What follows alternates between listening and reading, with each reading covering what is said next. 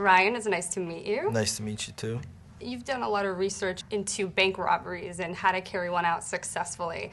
What were some of the more interesting things you learned about that? Like how to get away with it for real? Yeah, tell. Well, what I did learn, which I thought was interesting, was that apparently in the training, well, at least in the banks that we were in, they were trained that if someone even just asked for the money, that they had to give it to them. If you just asked, you don't even have to have a weapon? Just ask for it. Interesting.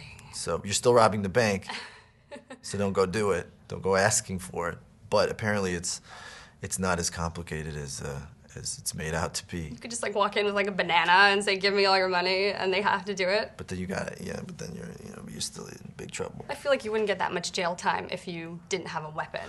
It's just wildly different without a weapon. Would you say that, playing characters that kind of live on the fringes of society and that maybe do things that are unlikable are more difficult, or more difficulty to generate empathy for?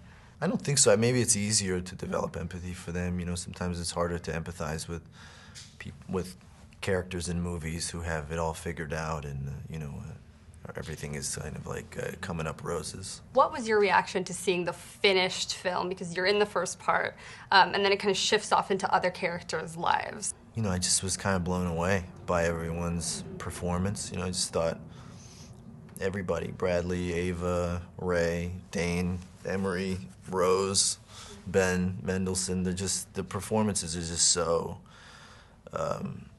so good in the movie, and